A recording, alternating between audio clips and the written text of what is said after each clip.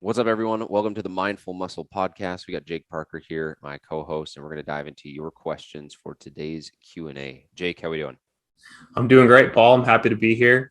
If you're keeping up with my sunburn from Tuesday, it's almost healed. It's peeling a little bit, but I'm feeling better by the day. Yeah, and if you're keeping up with your picks, you were right on Scotty Scheffler. So Yeah. So just DM me on Instagram for any hot golf picks or any other sports picks. who's going to win the NBA championship this year? Oh, the finals. I think the Suns will easily do it if they don't get injured. I mean, they're amazing. I watch tons of NBA, and they are a fun team to watch. They're talented, but anything can happen in the playoffs, so it'll be fun to watch. I'm hoping to. I've been kind of tossing around the idea of, since I'm living in Omaha and looking at maybe moving to Colorado in the next few months, of trying to drive up to Milwaukee to watch a Bucks game in the playoffs.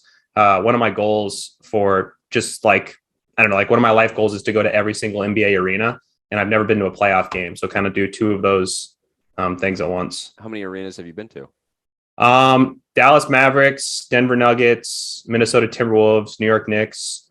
Those four, I think. Yeah, Oh, and Oklahoma City Thunder, 5. cool. Well, that's a big list. Get on it. Yep. Go watch all the playoff games this trip. I think the Suns is a good pick. Giannis is a freak. Mm-hmm. It's Yeah, I'd say it's hard to pick against the Suns. I don't have a total dog in the fight. The NBA is something that I find them incredibly athletic and fun to watch, but the playoffs just so long. I feel like Yeah. it's watching a Lord of the Rings movie. I Yeah. check back in 2 months later and I'm like, okay, cool.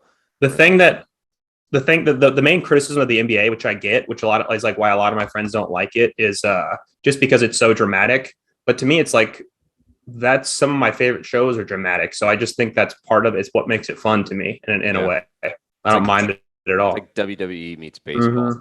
Bunch of Mm-hmm. dramatic long Like, oh, seasons. NBA is so dramatic. What do we watch sports before besides dramatics? Yeah, exactly, in the theatric. So let's have that be the first question. Then we'll dive into actual fitness questions. So Jake, hit me with the first one that you've got. So the first one here goes to essentially, why do instructors in group workout classes say specific cues?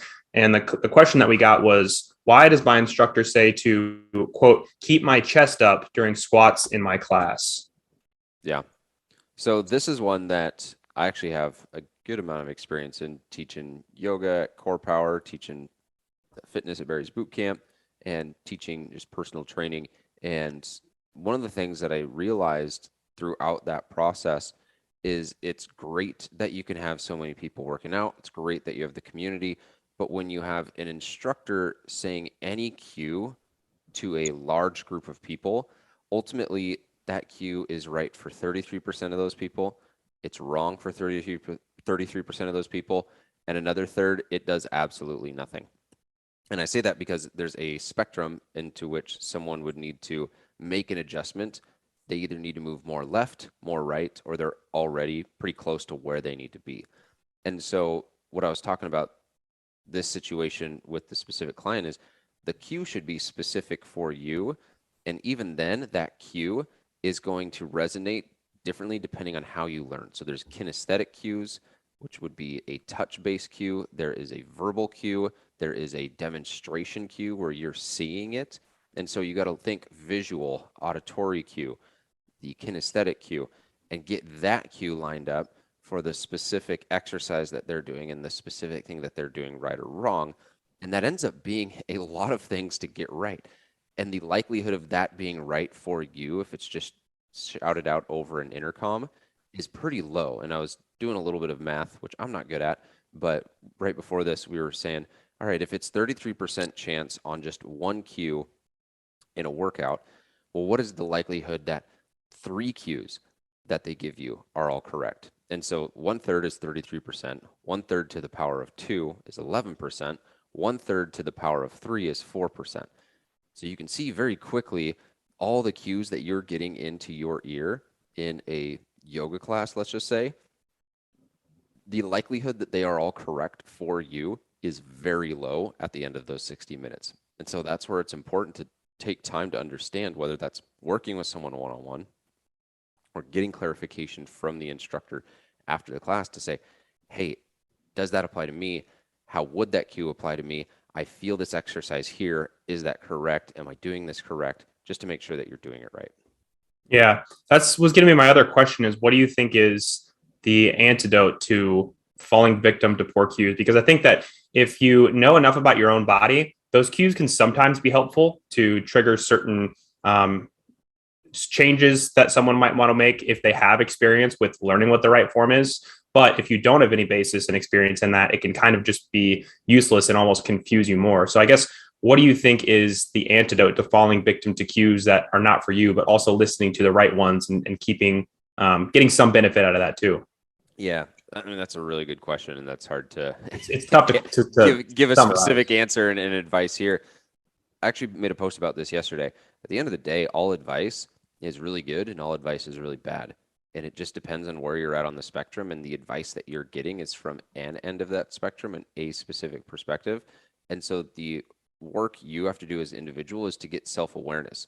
If I'm in a workout class and someone says, do this, I'm very certain of my movement quality. So I'm probably not going to think, oh, I need to go and make that change.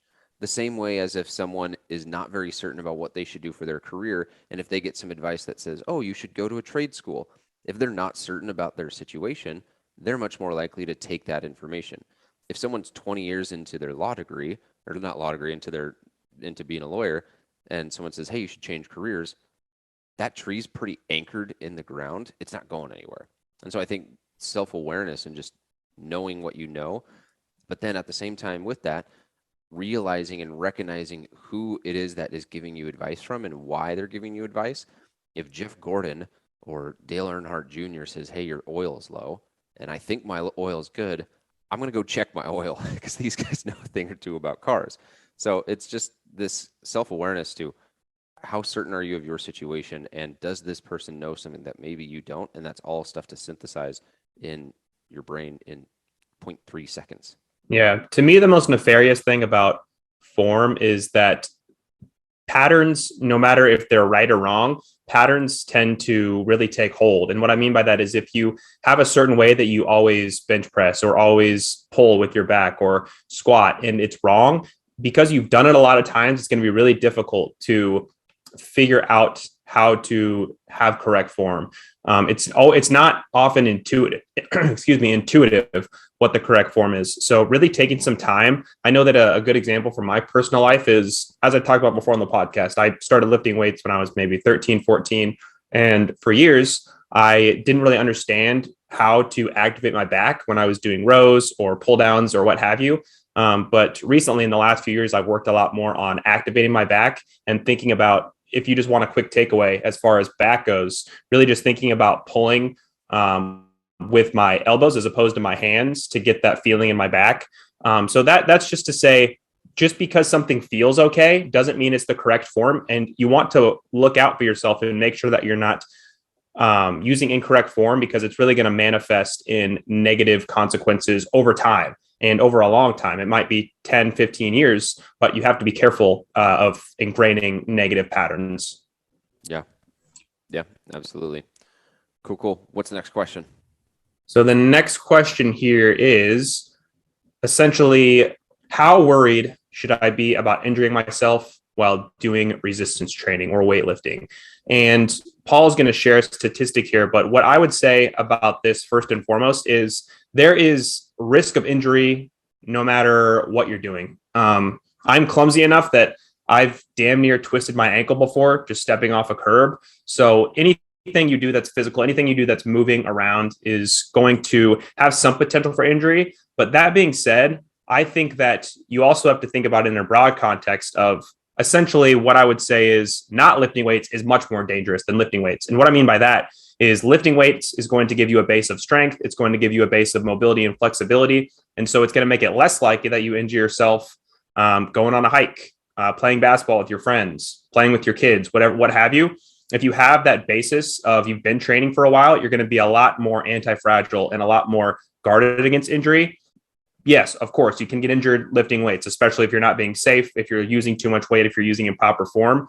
But it's much more dangerous to just ignore weightlifting. It's antithetical to think that you're just going to avoid weightlifting to avoid injury, because that's essentially going to make it more likely that you're injured in the future. So there's a chance, and Paul will go into a statistic here that kind of paints how low the chances really are. But to answer the question, I would not worry about that. I would worry about using good form and technique, and understand that it's a lot more beneficial to be training yourself and training your body than it is to not. Yeah, totally. And just to dissect this language a little bit, should I worry about the fear of an injury? So that's worrying about an emotion of an injury. So I would say most of the time you shouldn't worry very much at all about many things. If you're going to worry about something, worry about what happens if you don't exercise and you're 50 years old and your body's fragile, to your point, Jake. So with that, worry about things that would preemptively mitigate the risk of injury and make sure that those things are in place. And then go and work out. And if you get injured, guess what? That's life. Heal up, get back on the horse. And to your point, Jake, when we look at strength sport injury rates, and this is reported by Cohen Winwood and is in the book Muscle and Strength Pyramid by Eric Helms, Annie Morgan, Andrew Valdez, something that we reference a lot. Bodybuilding injuries, actually, I'll start from the highest point. So Highland Games, 7.5 injuries for every 1,000 hours. Strongman, 4.5 to 6.1 injuries for every 1,000 hours. CrossFit, 3.1 for every 1,000 hours. Weightlifting, 2.4 to 3.3.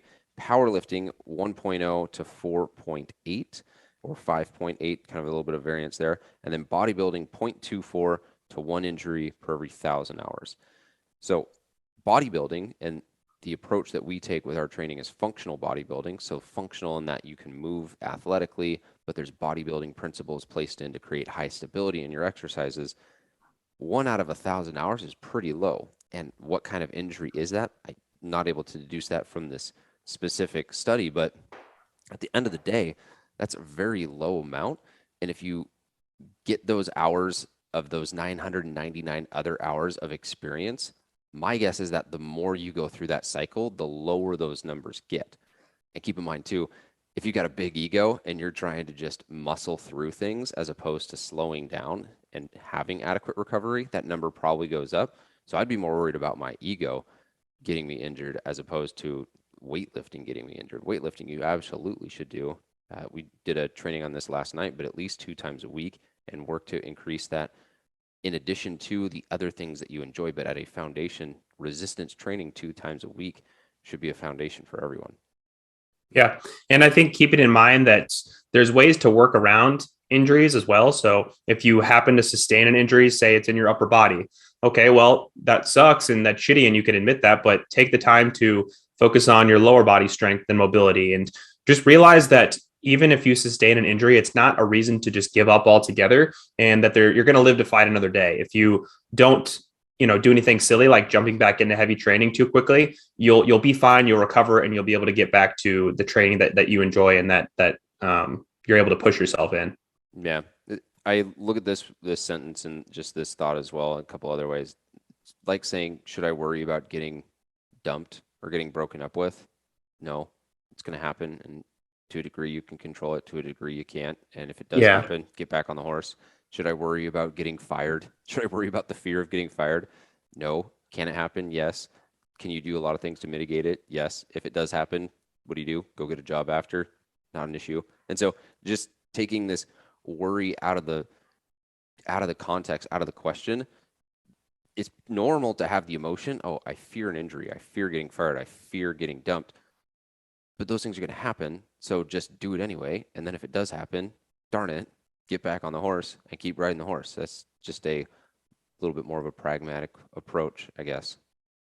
Yeah, that's a good example, because saying, and again, I'm going to point to this. This wasn't necessarily the question, but a lot of times people will not lift weights or not resistance train because they're afraid of injury. But doing that is essentially like not dating because you don't want to have a breakup, or not getting a job because you don't want to get fired, right? Yeah, So I exactly. think that's a good example to keep in mind. Yeah. Jake, hit Paul, me with what's next. the Oh, next question on the list here? yeah. What are some good journal prompts? What are some good ones that you do? Yeah, so for me, I know that Paul, you're more on the side of you like to have your journal. What's the one that you use called again? Next Level Daily. and I'm actually going to hit you guys with a little plug. We just got an ambassadorship with Next Level Daily Planners, which is my favorite planner by far. And we get 20% off now. And so that's going to be a link in the description here on out because it's like $30, which is expensive for a planner. But I've gone through 50 planners, and this one runs laps around the other planners just in terms of how it's structured. The thickness of it is perfect. The little sections that it has at the beginning to really organize your day and your life, it's just next level, which is why it's called the Next Level Daily, because you do it Yeah. every day and it takes you to the next level and Yeah. stop, full stop, period. That's one great way to do it. I try to keep a lot of things more digitally. And so what I do is I think it's great to like buy a journal at some point and use the prompts and use that accountability. I a couple years ago bought and finished a 5-minute journal. And ever since then, I've kind of taken what I enjoyed out of that and what I've got out of other journals and just tips that people have given me about journaling and kind of made my own prompts. Something that I go in and I have a huge Word document that I've been typing in since like 2019. And every morning, I'd like to say every morning, I try to every morning. It's sometimes 4 or 5 days a week, but every morning, just about, I'll go in and I'll list 3 things I'm grateful for. I'll list my affirmations for the year, which are essentially just things I'm trying to work towards. And then if I have the time/inclination, I'll also do some sort of a brain dump. And so to hit on all 3 of those things and the why behind them, essentially, gratitude, I think, is very important because it teaches me to look at the positives in life. So often it's easy to be negative, especially in today's day and age. And starting off the day with some gratitude helps me to be in a better headspace for the rest of the day and just think more positively and more optimistically about my life, kind of that glass half full mentality. The affirmations, this is probably the most controversial one because I know a lot of times people dislike affirmations and think that they're silly, think that they're ineffective, because essentially what it is I'm writing down something that I want to be or do or accomplish. And you have to understand first and foremost that affirmations without action are useless. You can't just say, I'm going to make more money and not do anything to get closer to that and expect it to happen. But for me, affirmations are useful because they just help to keep my goals at the front of mind. And so when I start my day off writing down my affirmations, it makes me more likely throughout the day to delegate actions towards fulfilling those affirmations. So that's something that I find very empowering. And then the brain dump is just if I have a lot of things on my mind, if there's someone I'm dating and I have thoughts about that, if I have thoughts about my career, thoughts about, different worries or anxieties or fears, that is good stuff to just brain dump and just try to write out all my thoughts on because it helps me to clarify and to process the emotions that I'm feeling. Another really useful thing from the brain dump that I'll use a lot is I'm not generally a very angry person, but sometimes I do get upset with other people. And I think that we might have talked about this in a recent book review, but there's a lot of people that are famous for doing this. Like I know Barack Obama, Abraham Lincoln have been noted as doing this, but just writing a message to someone that you're upset with and then just filing it away, not ever giving it to them, because that release of emotion can be kind of cathartic and can help you work through things that are upsetting or people that are upsetting you. Mm-hmm. So that's Yeah. another prompt that I'll use sometimes if I'm really stuck on a certain situation or someone wronging me, and I'm using quotations there because that's just an interpretation to some extent too. I really like that one. I've never heard that one, and it's going to be one. I'll probably make a YouTube video on it and just write out on my whiteboard someone that I'm really angry with, and you'll get Mm-hmm. to see me yell at my neighbor on words and then not give it to him, but then send him the link to the YouTube, and then it's about to Hey, turn you your might music find this down, Tom. interesting. Yeah, exactly. Oh man, journaling. I look at journaling and meditation as kind of one that happens in the mind, one that happens physically, and it's tangible. And that's the kind of cool thing about journaling is you get to take your brain and actually put it on to paper so that you can see what your thoughts are. It reminds me a lot of that scene in Harry Potter. I don't remember which movie, but where Dumbledore takes his wand, has this little brain or memory come out, and he puts it in a bowl, and then they can go and look at that memory. It's very similar to journaling for me. You can write down a statement, write down a thought, and then be able to go and look at it and be like, wow, this is what I'm experiencing. Is this actually true? I don't know. I want to touch on the affirmations one because I totally get where you're coming from and where other people come from in that manifestation. When someone's saying, I'm going to manifest a bus coming into my room, right? The bus isn't going to come into your room. Like without the action, it seems kind of like this dream and wish. How I really try and structure things from a journaling standpoint all the way to the long-term vision. And this is something that's in the journal that I use. But you have your beliefs, your actions, and your vision. All three of those need to line up for those affirmations to really take hold and to really work. So you'd say, I am an athlete. You train and fuel like an athlete, and the goal is to have an athletic body. Those three things link up. That's going to make sense. Where I find that affirmations are actually really helpful is it is essentially a CD that you get to intentionally choose to put on in your brain. And if you don't do that, society and life is going to have you play another CD in your brain about who you are and what you're capable of. And typically, that CD sucks. That CD is like Backstreet Boys 1999. This CD is whatever your favorite song is and whatever your favorite band is. And so a good example of this, and I was actually watching a video yesterday. It was a podcast with Jordan Peterson and some other psychologist from Australia. And what they were talking about is social media and cognitive disorders, and how essentially everyone on TikTok and Instagram is now able to share what they're going through and share their experiences. And so that's now causing especially younger people to then take on someone else's thoughts, feelings, anxiety. So Susie goes on, does a TikTok about, I have so much anxiety. I'm 14, I have anxiety. And if that's something that you're constantly taking in, Sally watches that and says, I'm 14. Wow, I have anxiety. And then on top of that, because we see all these people promoting their agenda and their beliefs and all these things, those beliefs and those I am statements are very tightly linked. And so what happens is people end up just adopting those same beliefs and they attach the same meaning to that. So someone, again, we'll use anxiety, for example. Sally comes on and says, I have so much anxiety about planning my wedding. I have so much anxiety about my job. That means that I must be a bad person, or something's wrong with me. I need to go and do this in order to work through it, right? And that's not to say don't go to a therapist and work through it. But then someone sees that and they're nervous and they have anxiety about their job. And it just becomes this self-perpetuating loop of, oh, she's that, I am that too. And that statement of I am is very powerful. And that's what I consider an affirmation, because you're saying I am X. And you can say I am a leader, or you can say I am a POS. You can say I am not worthy of my job. I am not worthy of the person that I'm dating. And at the end of the day, those are all thoughts that are just running tens of thousands of times in your head. And the intentional action to say, I am this, and these are just three that I have here.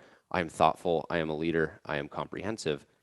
When those are at the forefront of my mind, I'm able to then look at situations throughout my day and say, all right, if I'm a leader, how do I approach this situation?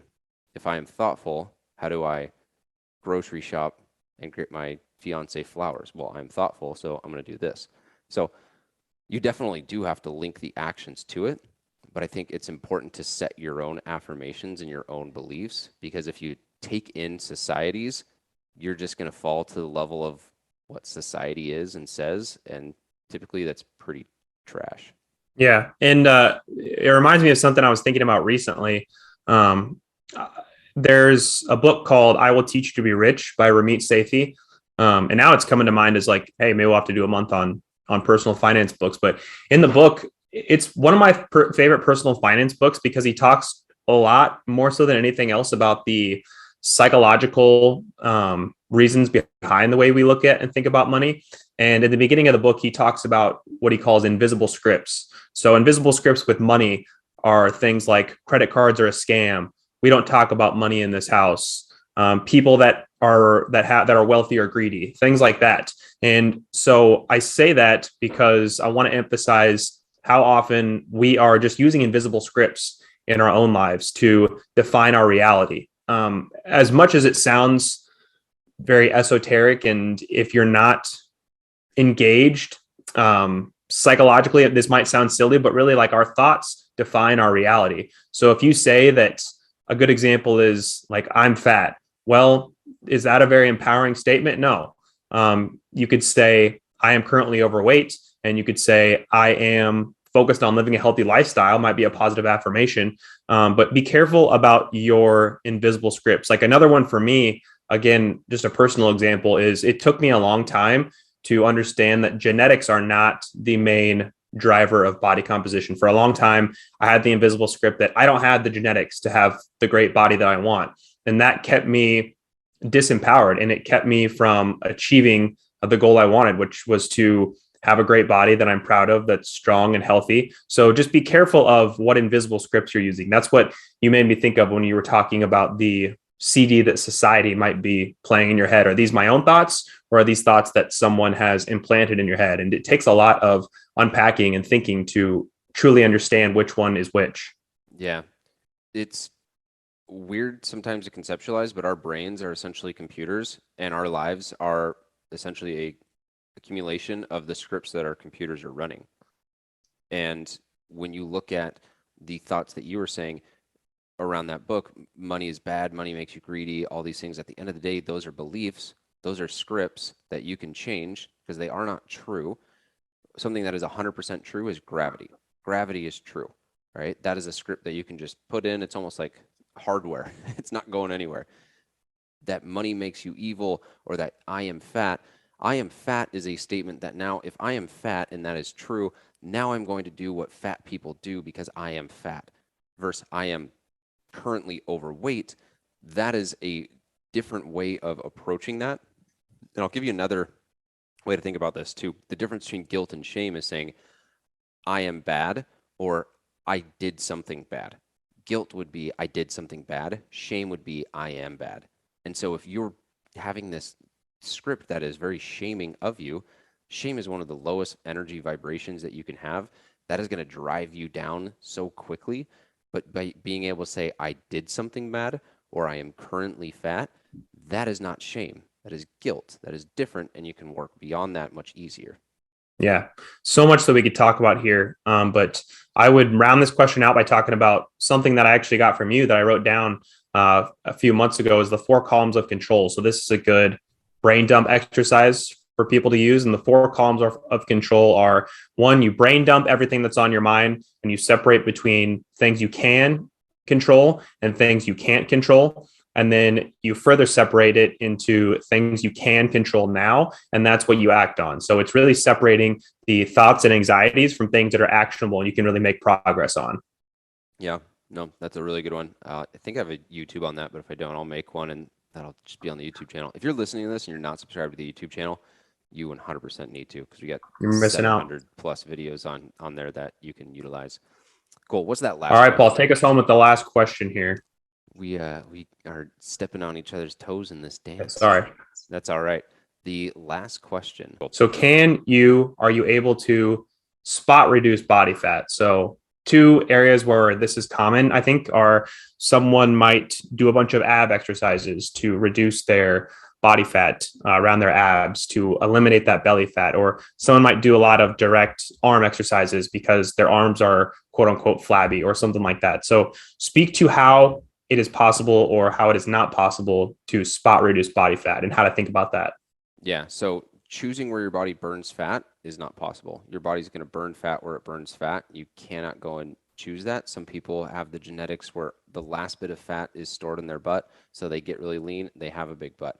Some people have it where it's stored in their face. They get really lean, they still have a puffy face. Some people get it where their body stores their fat around their abdomen. They're really lean everywhere else, but they got a little bit of belly fat. The only thing you can do about that is to continue to decrease your belly fat, or sorry, decrease your overall body fat percentage. But you got to make sure you do that in a way that's not going to absolutely destroy your metabolism and your biofeedback and just your overall health. Now, the visibility of the muscle you can change, and what you can do is essentially hypertrophy that muscle, create more cross-sectional muscle fibers in that area, so that at, let's say, 11% body fat, your deltoid is pretty visible. So then at 8%, it's more visible. Well, if you make your deltoid bigger, it's now more visible at 11% body fat. So this is where I'll use the rocks and the tide analogy, where if you have big rocks and high tide, you can still see the big rocks. If you have big rocks and low tide, those big rocks seem even bigger.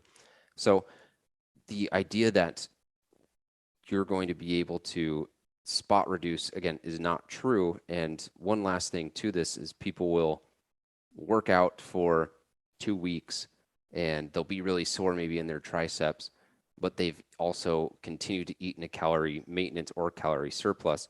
Anytime you work out and you not strain the muscles, but every time you work out and you target a specific muscle, that muscle's going to be sore. There's going to be inflammation into that muscle area. So it's going to seem and look bigger right after a workout or 2 days after a workout because there's micro trauma to that area. The body's sending a bunch of blood there because blood's going to help with inflammation. So I think all three of those things are important things to take into consideration when you're looking at spot reducing and trying to improve the aesthetics and the body composition of a specific area, and just understanding what's going on in the short term and what you can do about it in the long term. Yeah, and it's so important to something I always say is just to work smart, not hard. There's so many things that people look to as just heuristics, which a heuristic is just something that is a feeling that's indicative of an outcome that are incorrect. So something like being sore, being sweaty after a workout might make you feel accomplished, but unless you work to progressively overload your muscles or you work to burn calories so that you could take yourself into a calorie deficit if your goal is to lose fat, you're not going to see any results just because your chest is sorer than it's ever been. Doesn't necessarily mean anything good. It's not necessarily indicative of any progress unless you're eating correctly, you're overloading the body correctly. So that's one thing to keep in mind. What I was thinking about, to your point about the rocks and the tide analogy, it's kind of antithetical. Again, I want to talk about abs and belly fat because that's where most people's minds go here, but it's kind of antithetical how people tend to train abs or how ab training is looked at, where you might do a few really high rep exercises every day for your abs. But would you ever do that for your chest or for your back or for your shoulders or anything else like that? No, the abs are just another muscle that you need to train with progressive overload. Obviously, some muscles lend themselves to higher reps. So definitely that's true for the abs, but still to train the abs and to get them more visible at a higher percentage body fat, to get bigger rocks so that you don't have to wait for the tide to go out so far, to keep on Paul's analogy, you want to strengthen the abs just like you would strengthen another muscle so that they're bigger and they protrude more so that you have a more defined look to your abs. So a way to do that is to really focus on overloading the abs, train them once or twice a week like you would any other muscle, and focus on getting stronger in ab exercises. A couple of my favorite ab exercises are like a rope crunch. So grabbing the rope that you would use for like a tricep push down and doing some crunches with that is a good way to add resistance and use weight on the abs, which is tough because they're tough to bear weight with, just because logistically it's hard to put a exercise together that's going to do that. Another one of my favorite ones is just leg lifts, whether you're hanging on a pull-up bar or sitting in a captain's chair. That's another really effective way to target the abs. So the point being, look at abs like you look at other muscle groups and progressively overload them over time if you want them to be more defined and just be bigger muscles overall. And keep in mind that no matter how many ab exercises you do, your body fat has to be low enough to show those abs off if that's your goal.